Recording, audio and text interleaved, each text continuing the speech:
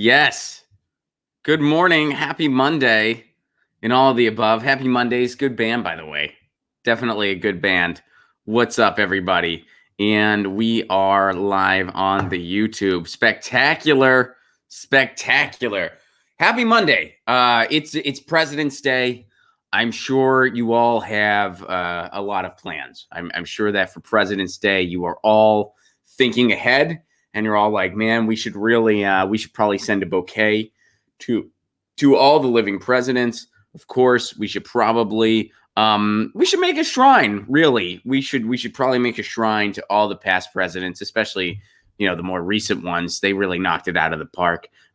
Bush, Clinton, Obama, they crushed it. Man, what a world where you get a gig where you get a salary for the rest of your freaking life. And you get a holiday, right? Boy, happy President's Day. I mean,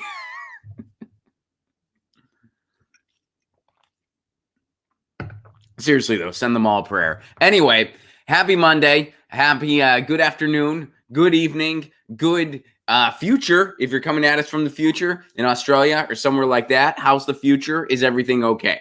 Hope everyone is well. It's been a crazy weekend. Right? I hope everyone had a good one. I had a good one. I hope everyone had a happy Valentine's Day. If that's your thing, hope you had a good one. I had a nice one of those too, actually. So I hope yours was pretty killer as well. Guys, Mike Bloomberg. Mike Bloomberg, an ad has been circulating from Mike Bloomberg this morning. And, we are at the pulse of a true revolutionary time where we are at a crossroads in our society. We really are. I mean, we have wealth inequality that has never been seen since ancient Egypt. We have a disparity amidst the working class. Education is becoming a gift solely for the elite and not for anyone else, which is textbook fascism, by the way. We are the richest country in the world, yet we cannot guarantee our people health care here in the United States of America. We're at a crossroads. Oh, and by the way, there's a climate catastrophe that we're way behind schedule on doing anything about. We're at a crossroads. And now is the time for bold messages. And you know who came out with quite a doozy today? Mike Bloomberg. Man, check this one out. Here we go. All right, so here's what Mike Bloomberg has to say about it. We need to unite to defeat Trump in November. This type of, quote, energy is not going to get us there. We're not going to watch this with the sound, by the way. Bloomberg seems like the kind of guy who would issue a copyright strike. But here we go. Let's check this out. So it's Bernie there. Bernie. Oh, here we go. People on Twitter. Oh, look at this. People on Twitter. So these are just messages. We don't even know who they're from here. Oh, man. Look at this. Look at this. This is just a collage of Bernie supporters. Oh, and here we go. So the corporate media has some quotes about this. Now, here's for Bernie Sanders. It's vital for those of us who hold different views to be able to engage in a civil discourse. Really, says Mike Bloomberg. Really, text Mike. So this is like the okay boomer of political ads. The purpose of this ad is literally saying, hey, sometimes people are mean online. Which has been a fact since, the advent of the internet. This ad, which is completely pointless. The point of this ad is sometimes supporters can be less than civil online. That's the point of this ad. The entire point of this ad. And it targets Bernie. Why? Because Bernie is the most popular candidate. That's why. It's the only reason why. If someone else was the most popular candidate, that person would have been, in the target of the ad.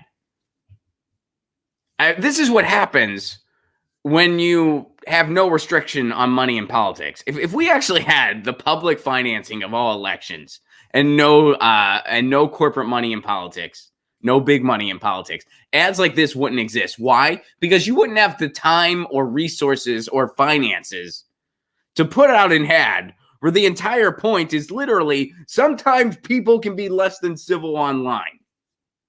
Sometimes, and by the way, let's check this out. So the avatars of people are blurred out, but it looks like they reuse the same people a couple times. You know what I mean? Like it looks like they reuse the same people a handful of times. Like there, they used that person before. So it's like they're trying to come up with a 1-minute collage of online supporters being in civil, like not civil, and they have to use the same people multiple times. Can you believe that? Like they have to use the same people multiple times to prove this point. All they need to do is fill 20 seconds of an ad. 20 seconds of an ad to show online supporters of Bernie Sanders being less than civil, and they need to reuse some of the same people. It's almost like maybe this ad is complete BS. Maybe this ad is complete BS. Which, by the way, we got some friends of the show have gotten shout-outs here. Check this out. Jake Flores, who is the host of the podcast Pod Damn America, very funny podcast. He's in this. 021 is me doing literal violence by telling you to stick your head in a toilet. So comedians are in this, by the way. Comedians, for being unorthodox on Twitter, are in a politician's ad. Check this out. So let's go to the 21-minute mark. Oh, wait, I don't want the sound. Here we go.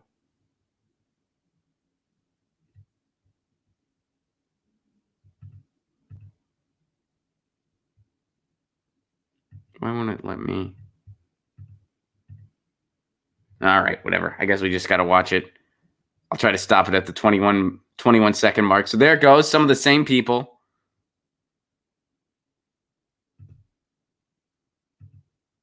There we go. Oh, wait, we just missed it. Here we go.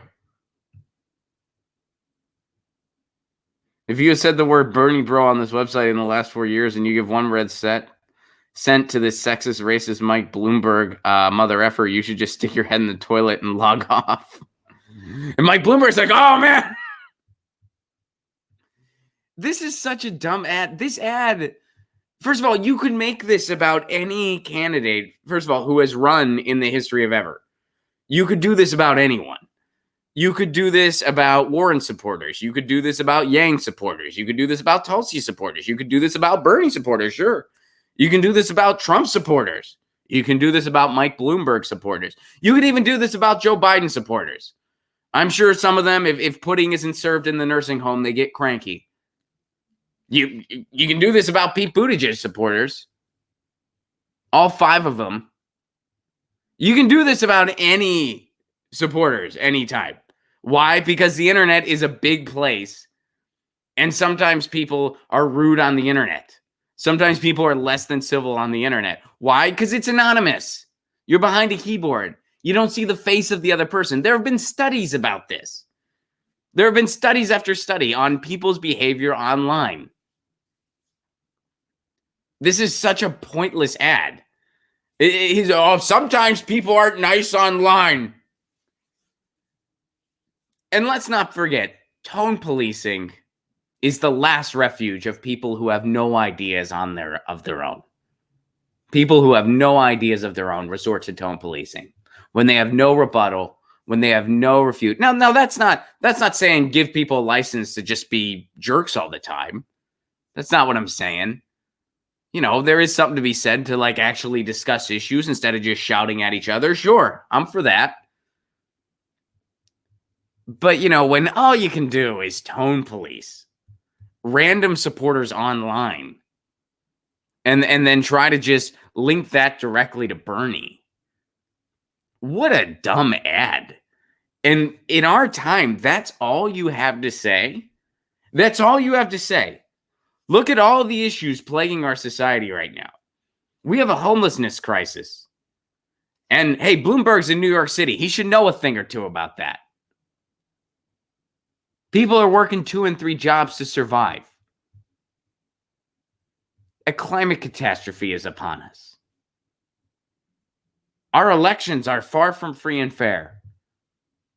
I mean, man, just pick an issue. We're on the brink of losing a free and open internet. Mike Bloomberg is running for the highest office of the land. And all he can say in an ad is, some Bernie supporters aren't nice online. They've even said some things about me. The stop and frisk guy.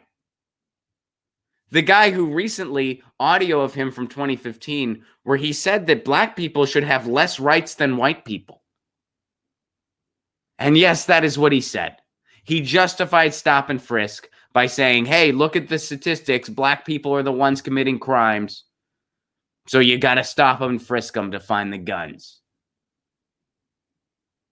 A white person, you don't need to do that. In fact, Mike Bloomberg went on to say he thinks that we stop white people too much, we being the stop and frisk police. They stop white people too much, according to Mike Bloomberg. So the guy who in 2020, or well, I guess he said it in 2015, but who in 2015, long time after the Civil Rights Act, long time after we got rid of the idea of separate but equal because we realized how repulsive it was, Mike Bloomberg is calling for stuff like that. And he refuses to apologize for it. That guy is tone policing people on Twitter. Unreal. Like, that's just so crazy. And what a dumb waste of an ad. Like, what a stupid ad. But some supporters are mean online. And I have 20 seconds to show you the gamut of it. And I need to repeat some people over and over again. Because I have so few examples. He could have literally done this about anybody. You could do this about anyone. Anyone running for office, you could do this about.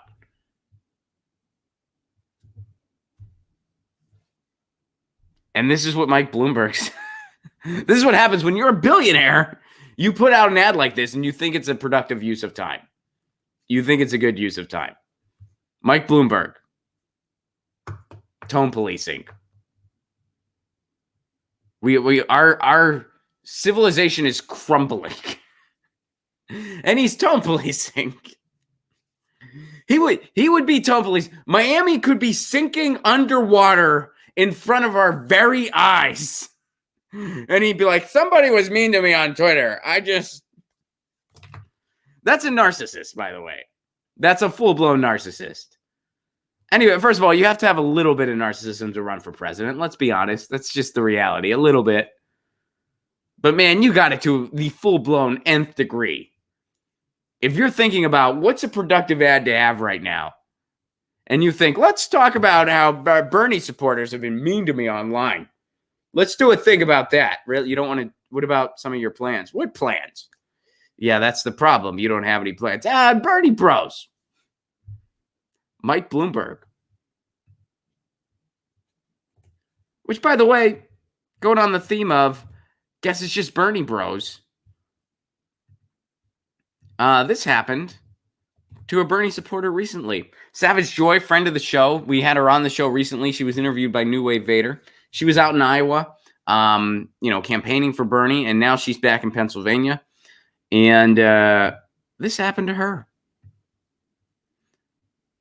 So this whole idea that sometimes Bernie supporters can be a little bit blunt or brutal or a little bit harsh sometimes, and they're the only ones. Really? Let's take a look at this thread. This happened in Pennsylvania. As some of you know, I just went to a mock caucus in Lancaster, PA. PA votes at the polls, but this was the first step of an endorsement process for an organization Bernie won by 63.8% of the vote. Anyway, I was made captain of a Bernie section. I went to talk to non-viable supporters to try to convince them to join Team Bernie. I went to the undecideds. A guy immediately came up to me before I fully made it to their section, and this is how the conversation went. Oh, so you're a Bernie? This is what the guy said to her. Yes. What's the most important issue to you? The guy says, beating Trump. I understand. Bernie beats Trump by at least 10 points in all the polls coming out. And the other candidates are all within a 4% margin of error. The guy grabs her arm. No, he doesn't. You, Bernie, or Busters are the reason we have Trump. First of all, he touched her. He had no business touching her. He grabbed her arm. You better tell me right now you'll vote blue no matter who, and tell Bernie he better make his people or don't bother saying another word to me.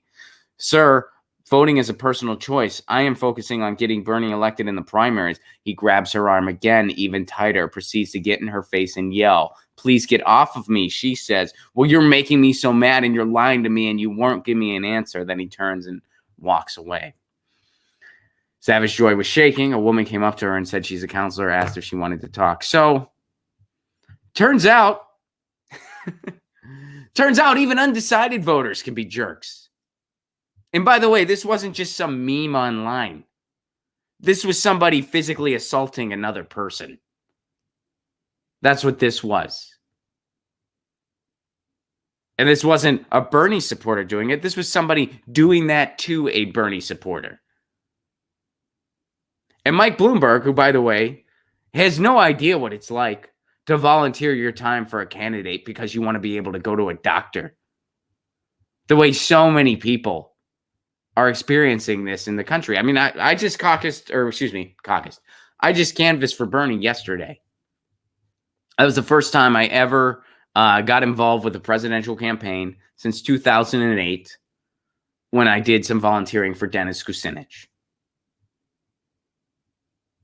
And honestly, I don't know when I usually don't like to get involved on that side of the fence.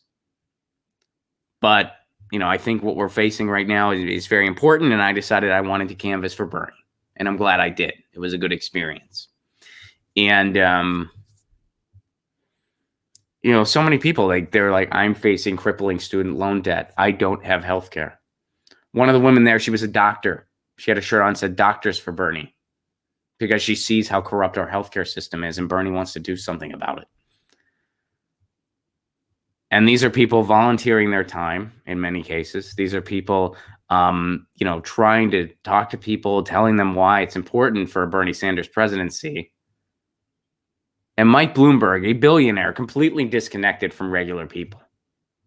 A guy who oversaw stop and frisk, which brutalized people in New York City, people of color and black people in New York City. That guy puts out these tone-deaf ads about, Bernie supporters can be mean online sometimes. Here's a small handful of examples I can come up with. One of them's a comedian engaging in a metaphor. It blows my mind there is anyone that takes that ad remotely seriously. And it blows my mind that even in Mike Bloomberg's campaign, there was nobody that was like, don't you think there's something more productive we could put out there? I mean, you just show a handful of people doing stuff online. Some of these are just memes, like whatever.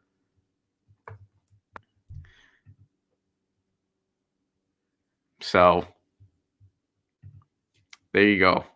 Mike Bloomberg crushing it.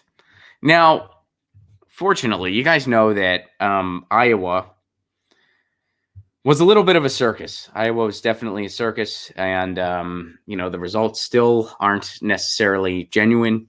And Pete Buttigieg is up in delegates, even though he lost the popular vote. He lost to Bernie Sanders. Had there not been boots on the ground in Iowa, independent media, people with their camera phones on, there would have been more cheating. Deval Patrick would have got that 7% that he didn't actually get, and that would have went through uncritically. But fortunately, there were boots on the ground counting the votes independently. There were boots on the ground turning their cameras on when there were these bogus coin tosses going on. There were boots on the ground repeating about what they saw, and then other independent media outlets would spread that and report on it as well. And so they weren't able to get through with as much cheating as they wanted to. That's literally what happened. And fortunately, it's a one and done deal. Fortunately, everyone's learned from Iowa's mistake, and we don't have to worry about it happening again. Or wait. Just kidding. Just kidding. Joe, my editor, shares this. Joe, thanks for sharing this. A complete disaster. That's what they're predicting in Nevada. Hey, how's the caucus going to go, Nevada? Probably a complete disaster. This is from Politico. A complete disaster. Fears grow over potential Nevada caucus malfunction. Malfunction's one way to put it, huh? Volunteers complain of poor training for a vote reporting system that was adopted on the fly. By the way, Nevada, so Shadow Inc., which, by the way, that was what they used in Iowa. Shadow Inc., which Pete Buttigieg gave over $40,000 to. No candidate gave even close to that to Shadow Inc. Joe Biden gave about $1,500. That was it. Pete Buttigieg gave over $40,000 for alleged text message services. Although the original report designated it as something else. And randomly, one of the people at Acronym, which is the company that oversaw Shadow, is married to a senior strategist for Pete Buttigieg. It's almost like maybe Pete Buttigieg knew something. And then all of a sudden, all the discrepancies in Iowa tilted in Pete Buttigieg's favor. Interesting how all that unfolded, right? And Nevada saw all this happening, and they're like, hey, this is kind of shady. First of all, this app, the Shadow Inc. app, they told nobody anything about. Why? Because if they did, people would have been like, gee, there's some conflicts of interest here. These are all Hillary people, and these are all Pete Buttigieg invested all this money. It seems like you guys aren't going to be fair and balanced. We're a little concerned here. But they didn't tell us anything. Why not? Because they said if they did, Russia would hack it. So Nevada, before knowing any of this, gave Shadow Inc. a bunch of money, decided after the circus that is Iowa unfolded, Nevada decided, hey, we ain't using Shadow Inc. Shadow Inc., of course, the check already cleared, but what are you going to do? So now what Nevada's doing instead is they're doing this newer system. Anxiety is rising over the possibility of another tech-induced meltdown at the Nevada Democratic caucuses that are going to be happening this coming Saturday. In interviews, 3 caucus volunteers described serious concerns about rush preparations for the February 22nd election, including insufficient training for a newly adopted electronic vote tally system and confusing instructions on how to administer the caucuses. There are also unanswered questions about the security of internet connections at some of the 2,000 precinct sites that will transmit. Some volunteers who will help run the caucuses at precinct locations said they had not been trained on the iPads that the party purchased to enter and transmit vote counts. Party officials scrambled to streamline their vote reporting systems, settling on Google Forms accessible through a saved link on the iPads after scrapping a pair of apps they'd been planning to use until a similar app caused the fiasco in Iowa 2 weeks ago. So they're going to use Google Sheets instead. So if your online connection is shaky, or if there is an overload, there's a good chance things could crash. And they're using iPads and Google Sheets. You know, I'm all about evolving technology. I'm all about that. I'm not trying to sound like a Luddite at all. But until you come up with something more secure, guess what? You got to get a pen and a piece of frickin' paper. That's what you got to do. Now, do I long for the day where we don't need that anymore? Sure, totally. It's wasteful in many ways. But if that's what you need to maintain election security, because there isn't a better system yet, well, then that's the way it's got to be. And it's amazing. We have a more secure voting process for American Idol than we do for our own freaking elections. There's a lot of different things we could look into, but it's more fun to look into apps developed in the private sphere that have a huge slanted political bias. That's more fun. The concerns, which were described on condition of anonymity because the volunteers are not authorized to speak to reporters, come at a perilous moment for the Democratic Party. As the third state on the primary calendar and the first with a significant minority population, Nevada holds huge importance in the nomination contest. So let's just poorly train people on these iPads, and we're going to rely on Google Sheets. That's what Nevada's doing. What are we doing here in California? We're relying on machines that have never been tested before. That's what we're doing here in California. We have new machines. They have never been tested before. They have failed in their beta tests. They've never been tested formally. In all of their beta testing, they failed completely. They've never actually been tried or tested formally. And what little beta testing there's been, it's failed. And we've done videos on that. You can find this on this channel. It has failed every test for its accuracy and for its security. And yet that's what we're doing in California. And in Nevada, they're just using these random iPads. This could not be scripted. You could not write this script.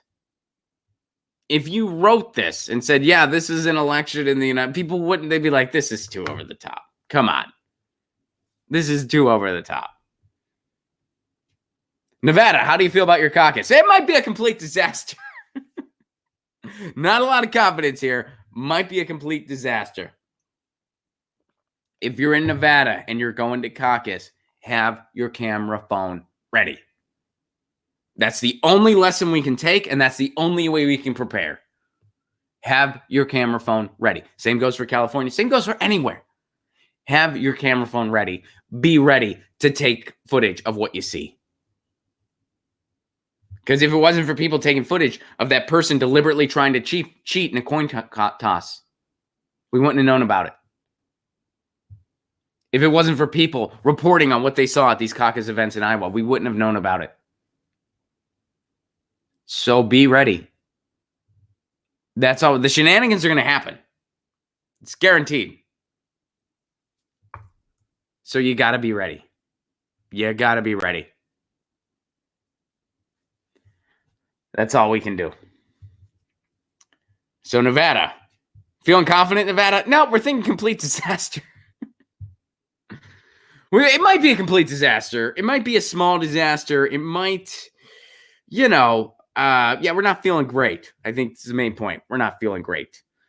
But here's something I want to share. This is switching gears a little bit here. Sometimes, a theme that we talk a lot about on this show is, online discourse in our new day and age, and how people are trying to address it on a number of levels. And one of the levels, what people are doing is they're calling for places like Facebook and Twitter and YouTube to decide what is and isn't free speech. They should oversee their platform and decide what speech is valid, what is real news, what isn't real news.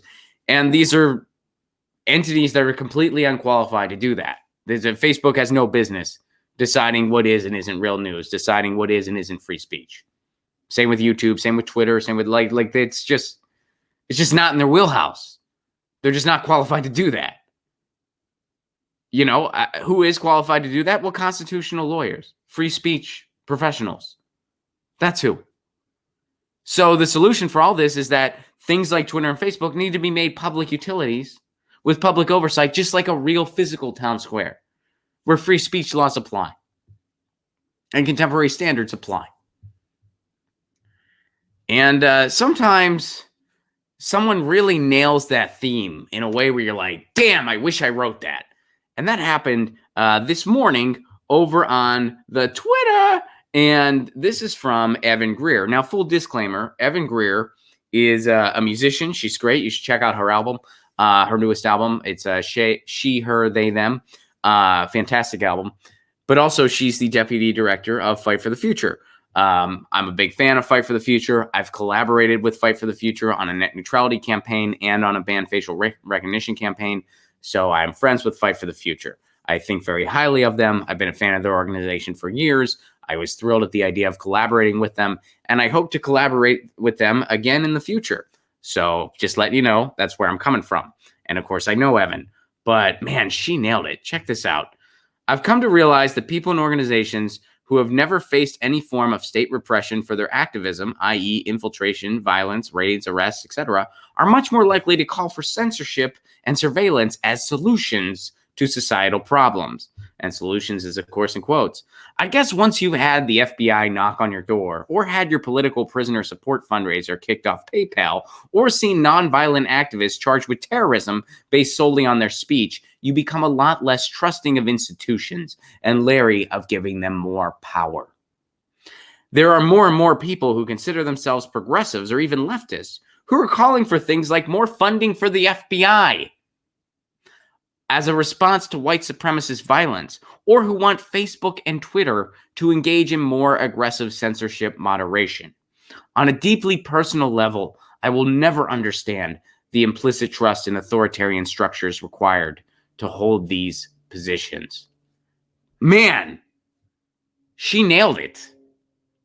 She nailed it. God, I wish I wrote that. I'm a little envious. She nailed it. I mean, this should be on a plaque somewhere. This should be required reading in any media literacy. Just this Twitter thread right here, which she could have given as a speech. It would have been a great one. So next time you hear somebody calling for, Liz Warren did it recently, as a matter of fact. Next time you hear somebody calling for, well, Twitter needs to oversee their platforms, and they need to boot people, and they need to do this, and they need to oversee speech. A lot of times when people parrot those ideas, they don't realize what they're actually saying. At least I believe that to be the case. I think sometimes they do. I think a lot of times they don't realize what they're actually calling for. So please refer them to this Twitter thread. And again, that's Evan Greer on Twitter.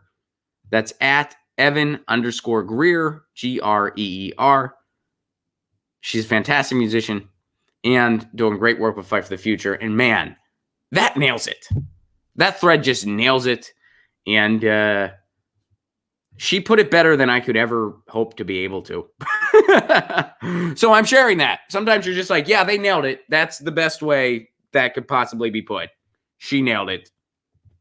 So, yeah. Next time you hear something, we need censorship that's imposed by Facebook and Twitter and YouTube. You just go, no, read this thread. Just read it. Just read it. Or whenever you see someone like, we're the resistance, baby. The FBI is our friend. And read this thread. Please, just read this thread. But Trump's a bad guy. Yes, he is a bad guy. That doesn't mean the FBI are the good guys. Read this thread. All right. You guys get it. So I have an apology that I have to issue here. We talk a lot about municipal broadband and net neutrality on this show. Municipal broadband, if you're new to this, is city-owned internet. That's basically what it is, where the city or municipality is in charge of internet infrastructure. People pay their internet bill the same way they pay for their garbage collection or something like that. It's a city utility. And net neutrality is written into the charter, so people are guaranteed a free and open internet. Because guess what? Your city council officials and your mayors, they want a free and open internet too. Cities that have tried municipal broadband, pretty much 100% of the time, and Harvard did a study exposing this, 100% of the time, they get internet at a cheaper price than the cable companies, first of all. And virtually 100% of the time, nearly 100% of the time, with very, very, very, very, very, very, very, very, very few exceptions, they get better internet at a better price. So they pay a cheaper price. They pay a cheaper price 100% of the time.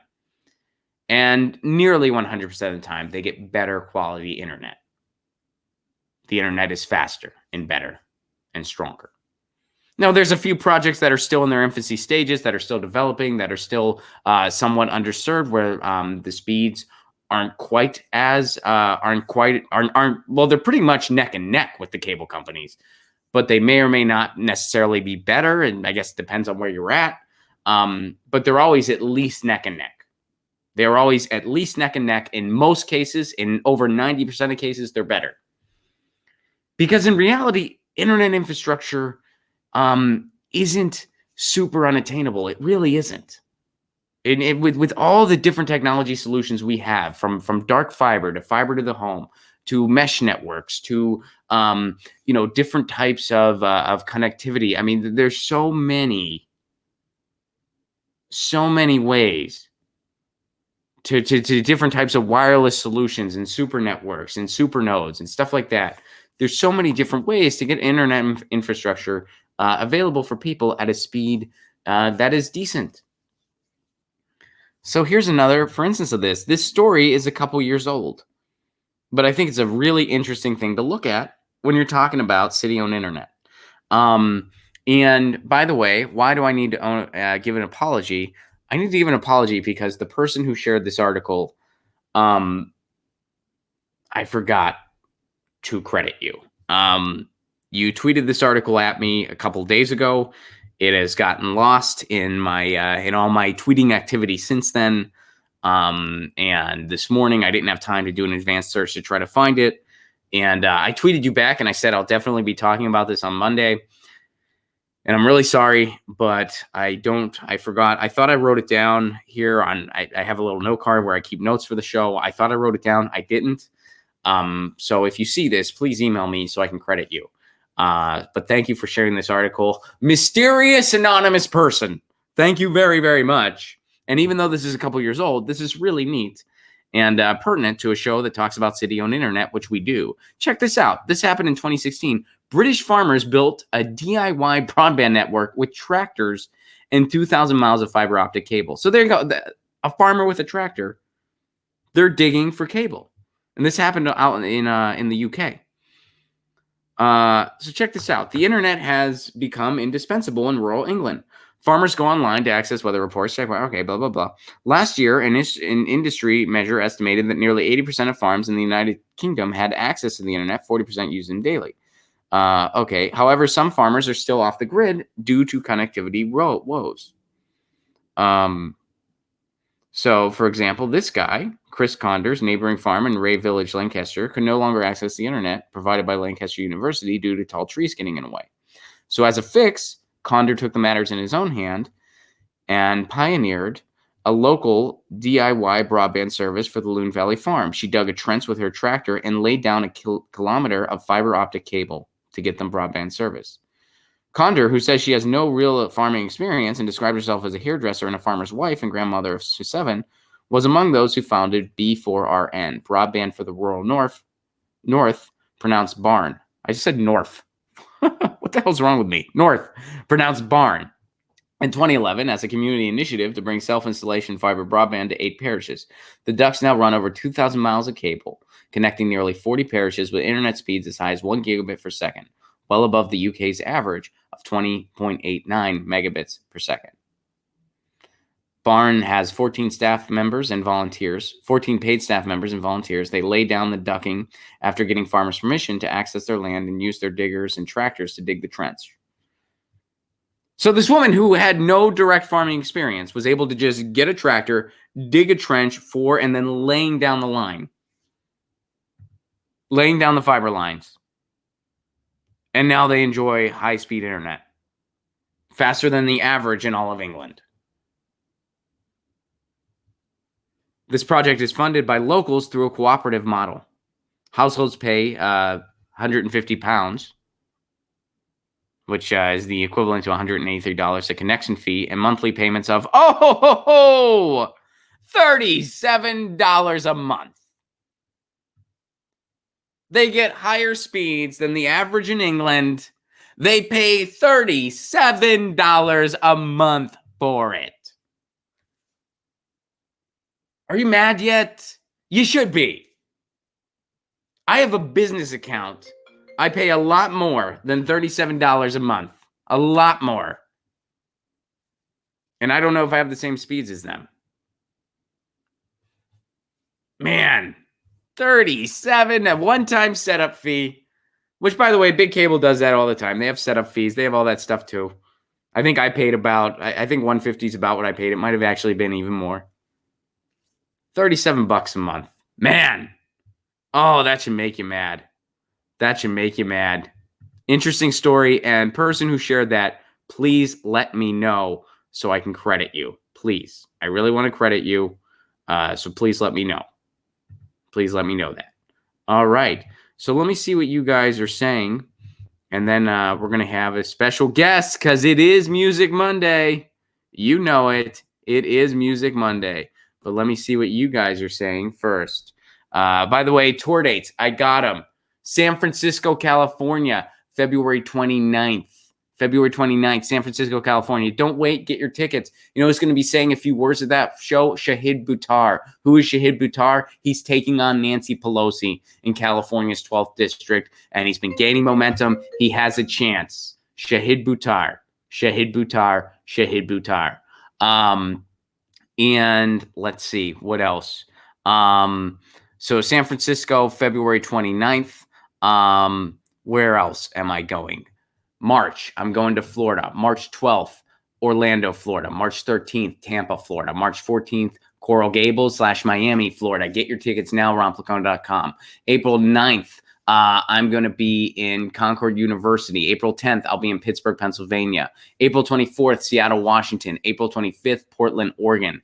Going into May 14th, Indianapolis, Indiana. May 15th, Detroit, Michigan. May 16th, Cleveland, Ohio. Tickets are available all throughout 2020. Get your tickets. Don't wait. Louisville, Nashville, Chicago, Milwaukee, Richmond, Virginia, Washington, D.C., Philadelphia, Pennsylvania, New York City, Boston, Mass, Portland, Maine, Burlington, Vermont, Madison, Wisconsin, Minneapolis, Minnesota. Most of those dates are with the political vigilante Graham Elwood. This year's Progressive Comedy Tour includes protest music, sing-alongs. It includes a meet and greet. It includes headlining sets from both Graham Elwood and myself where we're talking about 2020. It's all about 2020, baby. And then you're going to see a lot of activist groups tabling, DSA, Green Party, radical book publishers, grassroots candidates. It's all out there. Get your tickets. Do not wait. RonPlacone.com. If you want to support this show on the sustainability end, please do consider becoming a Patreon. Patreon.com/RonPlacone for a Give What You Can level. You get all kinds of exclusive content, including my album. You can just download my album. You get all kinds of videos not available anywhere else. You get a patrons-only stream once a week where I only respond to the patrons. And what do you help me do? You help me expand this show. We're continuing with the Sounds of Revolution series where I interview musicians and musician-adjacent people about what they want in 2020. Jill Stein was our first episode. We're going to have another one soon. And we're trying to do mini documentaries about city-owned internet. We just talked about it today. We're trying to get some mini documentaries out about that to build the movement here in the United States. I think it'll be a helpful resource. I do need more sustainability to make that happen because I'm going to have to hire some additional people to make that a reality to get the mini documentaries done. So if you are so interested and able, patreon.com/RonPlacone, even $1 a month goes a long, long way. Phil C, what's up? Will you ever record the song Deep State Pete? I was thinking about that and I hope so. Yes. So Deep State Pete, I think I said Wall Street Pete at one point, but there's a song by Bruce Springsteen called Outlaw Pete, and I thought about making, Wall Street Pete or Deep State Pete and making it about Pete Buttigieg. I'm going to try to do that. Thank you, Phil. Operation Ivy is legit, says Tom. I agree. I love Op Ivy. Let's see. Sparky, what's up, buddy? 1996 Telecom Act left us without a real press to amplify public outrage in order to prevent corruption of elections, both obvious and clandestine. Yeah. The Telecom Act was, we're still feeling the brutal effects of that. Thank you, Bill Clinton. Thank you, Bill. And Sparky, you had another one. Let me try to get to it. Ron, you're an exception. Thanks, Sparky. I think that's a compliment. Thank you, Sparky. I appreciate that. Ron, you're an exception. That's actually that's my official title. I'm like, Ron Placone, exception. Boom. No, I'm just kidding. Ron, you're an exception. It seems many millennials, like my niece, have no clue about the importance of free speech, as if it's no longer taught, ? I don't know. I hope that's not the case. I like to think that free speech is, pretty valued in our society by people of all ages. But yeah, hopefully that's the case. And thank you very much for the compliment, Sparky. I appreciate that very much. Schultzy, what's up? I'd send more if I could. Best to you as well, Schultzy. Thank you very, very much for that. I appreciate it. Guys, I'm going to sign off here for now. But, keep in mind, this is Music Monday. So we have a special guest coming up who has some Music Monday messages for you. We'll be back tomorrow, same time, same channel, 2 p.m. Eastern, 11 a.m. Pacific. In the meantime, you know the drill. Lucy says meow, and I say peace, peace.